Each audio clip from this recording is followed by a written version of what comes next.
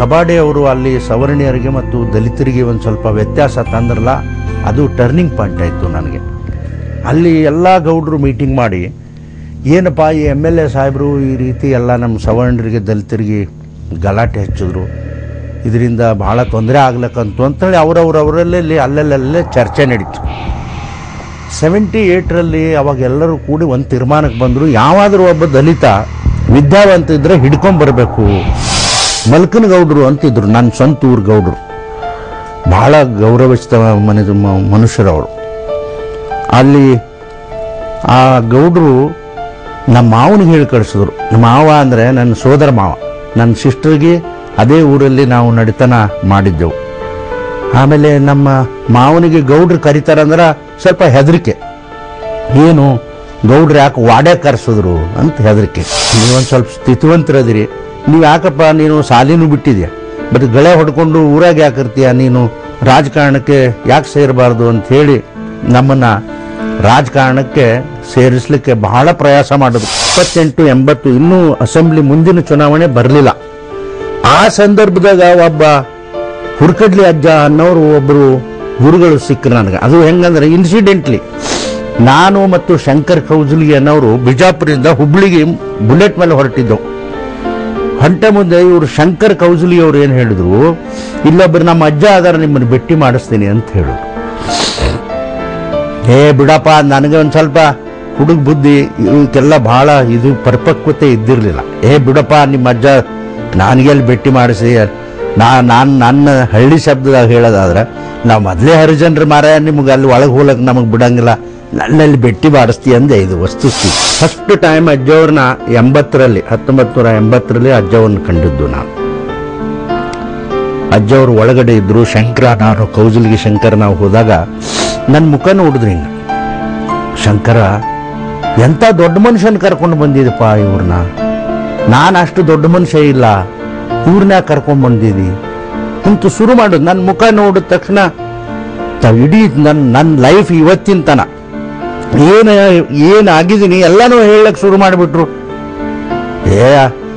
ಅವರು ಒಂದು ಸ್ವಲ್ಪ ಶಂಕರ ಕೌಜಲ್ಗಿ ಅವರು ಬಹಳ ಚೇಷ್ಟೆ ಮಾಡ್ತಿದ್ರು. ಅಜ್ಜ ಅಂದ್ರೆ ಬಹಳ ಹತ್ತಿರದವರು. ಅಜ್ಜ ಬಿಡು ಹೋಲಿ, ಗುಡ್ಡೂರು ಅವ್ರ ಸರ್ಕಾರ ಬರ್ತದತಿ, ಮಂತ್ರಿ ಆಗ್ತಾನತಿ, ಎಲ್ಲಾನು ಹೇಳ್ತಿ, ಅದ್ಯಾವ ಇರೋದು ಜನತಾ ಪಾರ್ಟಿಯಾಗ ಅದನ, ಎಲ್ಲಿ ಬರ್ತದೆ ಸರ್ಕಾರ ಅಂತ ಹೇಳಿ ಶಂಕರ್ ಅವ್ರಿಗೆ ಕೌಜಲ್ಗಿ ಅವ್ರು ಹೇಳಿದ್ರು. ಇಲ್ಲಪ್ಪ ಹಂಗಲ್ಲ, ನಮ್ಮ ತಾಯಿ ಹೇಳಲ್ಲ ಅಂತ ಒಂದು ಶಬ್ದ ಹೇಳಿದ್ರು.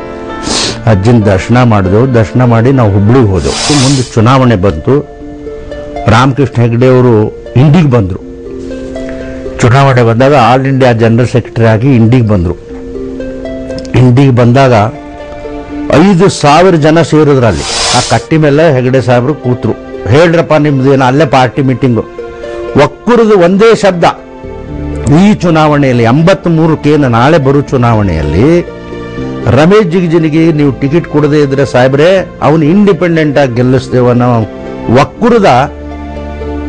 ಒಕ್ಕೂರದ ಅಭಿಪ್ರಾಯ ಜನ ಹೆಗಡೆ ಸಾಹೇಬ್ರಿಗೆ ಹೇಳಿದಾಗ ನಿಜವಾಗಿ ಬಹಳ ಗಾಬರಿ ಆದರು. ಏನಪ್ಪ ಯಾರವ ಹುಡುಗ, ನಾವು ಯಾವತ್ತೂ ಸಂಪರ್ಕದಾಗೆ ಇಲ್ಲ.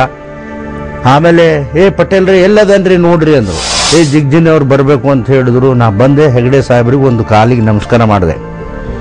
ಹೆಗಲ ಮೇಲೆ ಕೈ ಹಾಕಿ ಹೆಗಡೆ ಸಾಹೇಬ್ರು ಹೇಳಿದ್ರು, ನೋಡಪ್ಪ ಇಷ್ಟೆಲ್ಲ ಜನ ಇವರು ಹೇಳ್ತಾ ಇದ್ದಾರೆ ನಿನಗೆ ಟಿಕೆಟ್ ಕೊಡಬೇಕು ಅಂತ ಹೇಳಿ.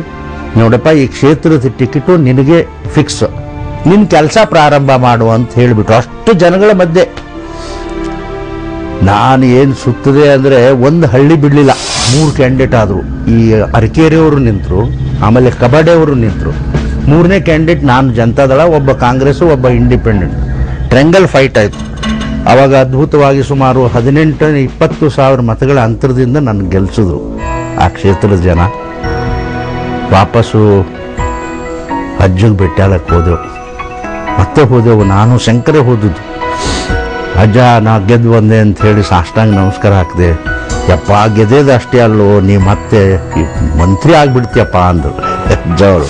ನಾನು ಹೆಗಡೆ ಸಾಹೇಬ್ರ ಆಶೀರ್ವಾದದಿಂದ, ಜನರ ಆಶೀರ್ವಾದದಿಂದ ಹೋಮ್ ಮಿನಿಸ್ಟರ್ ಆದೆ. ಅದನ್ನು ಕೂಡ ಅವ್ರು ಹೇಳಿದರು, ನೀನು ಹೋಮ್ ಮಿನಿಸ್ಟರ್ ಆತೆ ಅನ್ನೋದು ಕೂಡ ಹೇಳಿದರು ಬಹಳ ಸ್ಪಷ್ಟವಾಗಿ. ಹೋಮ್ ಮಿನಿಸ್ಟರ್ ಅಂತ ಹೇಳಿಲ್ಲ, ಅವ್ರಿಗೆ ಅಲ್ಲಕ್ಕೆ ಬರ್ತಿದ್ದಿಲ್ಲ. ಅಜ್ಜಾಗ ಕಾಕಿಯಪ್ಪ ಆಗ್ತಿದ್ರು. ಕಾಕಿ ತೊಟ್ಕೊಂಡವ್ರು ಮಂತ್ರಿ ಆತೇಯಪ್ಪ ಅನ್ನೋರು ಭಾಳ ಪ್ರೀತಿ. ನನಗೆ ಭಾಳ ಆಶ್ಚರ್ಯ ಅನ್ಸೋದೇನು, ನನ್ನಂಥ ಒಬ್ಬ ದಲಿತ ಮನುಷ್ಯನಿಗೆ ಒಬ್ಬ ಅಜ್ಜನಂತವ ನನಗೆ ಇಷ್ಟು ಪ್ರೀತಿ ಮಾಡ್ತಾರಲ್ಲ ಅನ್ನೋದು ಭಾಳ ನಮಗೆ ಒಂದು ರೀಚಾರ್ಜ್ ಆದಂಗೆ ಆಗ್ತಿತ್ತು ಬ್ಯಾಟ್ರಿ. ಆಮೇಲೆ ಕೂಡಿಸಿದ್ರು. ಆಮೇಲೆ ಯೂಶ್ವಲಿ ಹಂಗೆ ನೋಡ್ರಿ ಎಂಥ ಅವ್ರಿಗೆ ತರ್ಕ, ಅದು ಎಂಥದ್ದು ಏನು ಶಕ್ತಿ ಗೊತ್ತಿಲ್ಲ. ಇಲ್ಲಿ ಶಂಕರ ನಾವು ಇಲ್ಲಿ ಬೆಂಗಳೂರು ಬಿಟ್ರೆ ಸುಲ್ತಾನ ಅಂತ ಹೇಳಿ ಒಬ್ಬ ಮುಸ್ಲಿಮ ಅಜ್ಜನ ಮನೆಯಲ್ಲಿ ಒಬ್ಬ ಸೇವಕ ಇದ್ದ. ಆಮೇಲೆ ನಾವು ಇಲ್ಲಿ ಬಿಟ್ಟ ತಕ್ಷಣ ಅಲ್ಲೇ ಅವ್ನಿಗೆ ಹೇಳೋರು, ಏ ಸುಲ್ತಾನ ಬಾ ಇಲ್ಲಿ, ನಮ್ಮ ಅಪ್ಪ ಬರ್ತಾನೆ ಇವತ್ತು, ಏನ್ರಿ ತಿಂಡಿ ಮಾಡಿಡು ಅಂತ ಹೇಳಿ. ಅಂತ ನೋಡಿ ಹೆಂಗೆ ಅದು ನಂಬಲಿಕ್ಕೆ ಆಗೋದಿಲ್ಲ. ಆಮೇಲೆ ನಾವು ಹೋದ ತಕ್ಷಣ ಅಜ್ಜಾರು ಹೇಳಿದ್ರಿ ನೀವು ಬರ್ತೀರತ್ತ ನೋಡ್ರಿ, ತಿಂಡಿ ರೆಡಿ ಮಾಡಿಸಿಟ್ಟಾರ ಅಂತ ಆ ಡಬ್ಬಿ ಕೂಡ ಅವ್ರು ಪಾಪ ಇಷ್ಟು ಡಬ್ಬ್ಯಾಗ ಮುದುಕ ಮಾಡಿಸಿಟ್ಟಿರೋ. ನಾವು ಶಂಕರ ಎಲ್ಲ ತಿನ್ಕೊಂಡಿದ್ದೆವು. ಅವರು ನಿಮ್ಮ ಜೀವನಾಗ ಹೆಗ್ಡೆ ಸಾಹೇಬ್ರಂಥವ್ರು, ಪಟೇಲ್ರಂಥವ್ರು ನಮ್ಮ ರಾಜಕಾರಣ ಜೀವನದಲ್ಲಿ ನಮಗೆ ಸಿಗೋದಿಲ್ಲ. ಅದೇ ಸ್ಫೂರ್ತಿ ಇವತ್ತು ನಿಜವಾಗಿ ಹೇಳ್ತೀನಿ. ಪಟೇಲ್ರದಾಗಲಿ ಹೆಗ್ಡೆ ಸಾಹೇಬ್ರದ ಅವರಲ್ಲಿ ಏನು ಗುಣಗಳಿದ್ದವಲ್ಲ, ನಾವು ಸ್ವಲ್ಪ ಮಟ್ಟಿಗೆ ಅರ್ಥ ಮಾಡ್ಕೊಳ್ಳೋಕೆ ಪ್ರಯತ್ನ ಮಾಡಿದೆವು. ಪ್ರಾಮಾಣಿಕರಾಗಿ ಹೇಳೋದಾದ್ರೆ ನಾವು ಬಹಳ ಅರ್ಥ ಮಾಡ್ಕೊಂಡಿದ್ದೆ. ಅಂಥವರು ಇವತ್ತಿನ ದಿನಮಾನದಾಗ ರಾಜಕಾರಣದಲ್ಲಿ ನಮ್ಗೆ ಸಿಗೋದಿಲ್ಲ ಅಂಥೇಳಿ ಖಂಡಿತ ನನಗೆ ಅನಿಸ್ತಾ ಇದೆಯಪ್ಪ. ಯಾಕಂದರೆ ಅವತ್ತಿನ ದಿನಮಾನಗಳು, ಅವತ್ತಿನ ಮಂತ್ರಿಮಂಡಲ, ಆ ಮುಖ್ಯಮಂತ್ರಿ ಸ್ಥಾನ ಎಂಥದಿತ್ರಿ, ಅದು ಎಂಥ ಆನೆಸ್ಟ್ ರೀ ಅವರೆಲ್ಲ. ನಮ್ಮ ಕಣ್ಣು ಮುಂದೆನೇ ಎಷ್ಟೋ ಸಲ ಆಗಿ ಹೋಗ್ಯಾವ ಇನ್ಸಿಡೆಂಟ್. ಹೆಗ್ಡೆ ಸಾಹೇಬರು ಅದು ಯಾವುದೋ ಲೋಕಶಕ್ತಿ ಅಂತೇಳಿ ಒಂದು ಪಾರ್ಟಿ ಕಟ್ಟಿದ್ರು.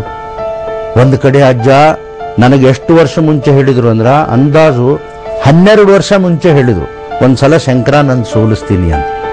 12 ವರ್ಷ ಆದಮೇಲೆ 98ರಾಗ ಅವಕಾಶ ಬಂತು. ನೋಡಿ, ಹೆಗ್ಡೆ ಸಾಹೇಬರು ದೇಶದಲ್ಲಿ ಒಂದು ಪಾರ್ಟಿ ಇರಲಿ ಅಂತ ಲೋಕಶಕ್ತಿ ಕಟ್ಟಿದ್ರು. ಇವರೆಲ್ಲ ಹೊರಗೆ ಹಾಕಿದ್ರು, ಬೊಮ್ಮಾಯರು, ದೇವೇಗೌಡರು ಪಕ್ಷ ಬಿಟ್ಟು ಹೊರಗೆ ಹಾಕಿದ್ರು. ವಿಧಿ ಇರಲಿಲ್ಲ. ನಮ್ಮನ್ನು ಕೇಳಿದ್ರು, ಆಯಿತು ಸಾಹೇಬ್ರೆ ನೀವು ಹೆಂಗೆ ಹೇಳ್ತೀರಿ, ನಿಮ್ಮ ಜೊತೆ ಇರ್ತೇವೆ ಅಂಥೇಳಿ. ಅವತ್ತು ಕೂಡ ನೋಡಿ, ಇಡೀ ರಾಜ್ಯದಲ್ಲಿ ಒಬ್ಬ ದಲಿತ ಮನುಷ್ಯನಾಗಿ ರೆವಿನ್ಯೂ ಮಿನಿಸ್ಟರ್ ರಾಜೀನಾಮೆ ಕೊಟ್ಟೆ.